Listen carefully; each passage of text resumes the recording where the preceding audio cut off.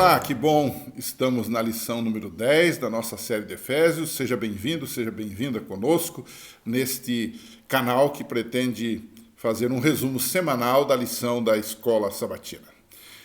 Hoje, a lição 10 está tratando de Efésios 5, especialmente dos versos 21 a 33. O tema é maridos e esposas junto da cruz, ou juntos na cruz. Então, o que se trata aqui? Se você olhar o livro de Efésios, dar uma folhada, dar uma lida aí na sua Bíblia, vai perceber que o apóstolo Paulo trata da unidade dos cristãos. Primeiro, a unidade com Jesus Cristo, a base de tudo. Depois, a unidade do crente com os demais crentes na comunidade, na igreja. E agora, em Efésios 5, a partir do verso 21, ele está tratando da unidade entre marido e mulher, né? A união entre marido e mulher. E essa unidade pode ser esboçada em dois pontos. Primeiro ponto, essa unidade tem um precedente, que é a unidade de Cristo com a igreja. A igreja, na Bíblia, e em Efésios também, é retratada como a noiva de Cristo. Ezequiel 16, por exemplo, fala de uma menina abandonada, que era Jerusalém, que foi amada por Deus e que depois o rejeitou, né? Então, ao retratar este quadro de matrimônio, Paulo baseia-se também nesse aspecto da relação de Cristo ou de Deus com a sua igreja, como sua noiva e sua esposa.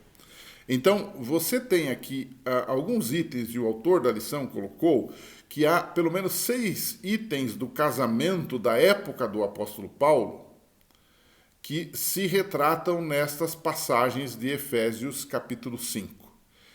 E então, nós podemos dizer que Cristo aqui é o noivo que, em primeiro lugar, ama a igreja como noiva. Em segundo lugar, ele se entrega a si mesmo como um dote. Então, o dote do casamento foi a própria vida de Cristo que se doou pela igreja, por nós, né? Terceiro ponto, ele usa um simbolismo, né? Paulo diz que Cristo, por meio da lavagem da água, ele lava a sua noiva. Esse era um costume já naquela época, né? O preparo da noiva envolvia uma lavagem, um banho detalhado, né? Então, isso pode encontrar um simbolismo até no próprio batismo, quando nós somos lavados por Cristo, e isso nos dá a entrada na igreja, né? Fazemos parte agora da noiva de Cristo, que é a igreja. Em quarto lugar, o apóstolo Paulo fala de que Jesus, como noivo, comunica a palavra da promessa. Ou seja, o noivado, já naquela época do apóstolo Paulo, na época de Jesus também, era um compromisso muito sério. Hoje ele está mais descartável na sociedade atual. Embora ele seja um compromisso, mas naquela época o noivado ele era tão sério que para você terminar o noivado tinha que fazer uma espécie de processo como se fosse um divórcio.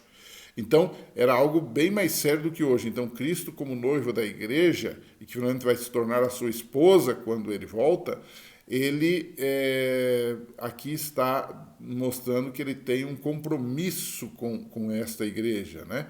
Em quinto lugar, o texto fala de preparo e enfeite da noiva, né? Jesus está preparando a sua igreja. Então, todos essas idas e vindas, todas essas dificuldades que nós temos, todas essas vantagens, todas essas bênçãos, toda essa história da igreja faz parte do seu preparo. Ela não é perfeita, ela está sendo preparada para as bodas do Cordeiro, como a Bíblia usa essa expressão, né? E então, por último, ele apresenta essa noiva, né, sem mácula, a si mesmo, né?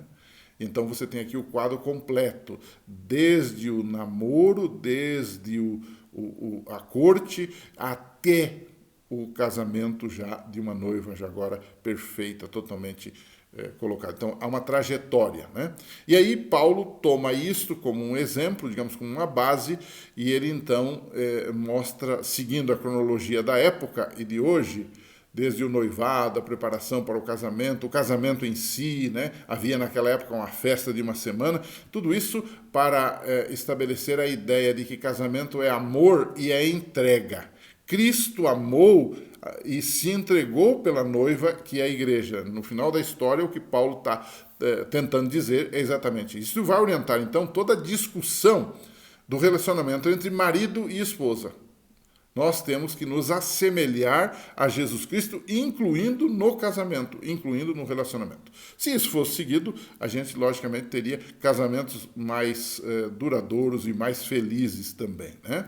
Agora, como deve ser essa unidade do casal? Eu diria que esse é o segundo bloco da lição dessa semana. Como deve ser? Ele começa com uma palavra um pouco dura e, às vezes, difícil de deglutir, né? Ele diz assim, que deve haver sujeição. Ele diz assim, vós mulheres, sujeitai-vos a vossos maridos como ao Senhor. Efésios 5, 22. E o que significa isto? Significa que a mulher agora não tem mais liberdade? É isto? Significa a opressão da parte do homem contra a mulher? Seria isto que ele está dizendo? A resposta é não. Esta, digamos, sujeição é algo funcional, para que haja uma funcionalidade dentro do casamento, para que haja um respeito dentro do casamento e a concretização do ideal do casamento, correto? Se você observar bem, o texto diz que ela deve se sujeitar como ao Senhor. E aí vem a questão. Por acaso Jesus oprime a sua igreja? Não, ele ama. Por acaso Jesus bate na sua igreja? Não, ele cuida. Por acaso Jesus diz palavrões, xingamentos à sua igreja? Não, ele fala com amor. Então, a resposta aí está no próprio texto. É como ao Senhor. Portanto, é uma sujeição para que as coisas funcionem bem e não uma opressão. E alguns que não gostam da Bíblia, que criticam os costumes cristãos, eles se apegam a esses textos dizendo que isso tem que ser retirado da Bíblia, porque onde já se viu uma coisa dessas? Não. Porque aí vem um segundo aspecto, né? Como é que se dá essa unidade do casamento, né? Deve ter amor e entrega. Note que Paulo diz assim, Cristo amou e se entregou pela igreja. Então eu sempre digo assim, se o marido quer mandar na sua esposa no sentido atual da palavra, no sentido de oprimir, de ser o chefão dela, ok, ele pode ser, desde que ele morra por ela também, seja capaz de morrer por ela. Cristo amou e se entregou. Portanto, isso não dá abertura para opressão alguma. Um terceiro ponto aqui dessa união é que deve ter amor próprio.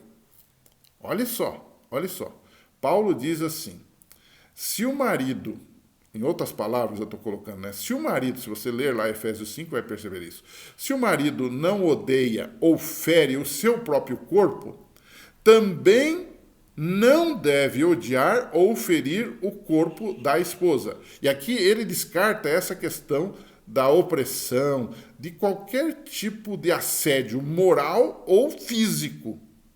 Ele acaba com isto. Efésios 5, 29. Fica isso muito claro.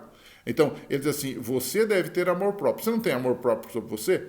Se você tem amor próprio sobre você, você deve ter amor para com a sua esposa. Você não pode, naquela época já existia essa questão de opressão, essa questão de assédio, essa questão de agressão às mulheres, feminicídio também.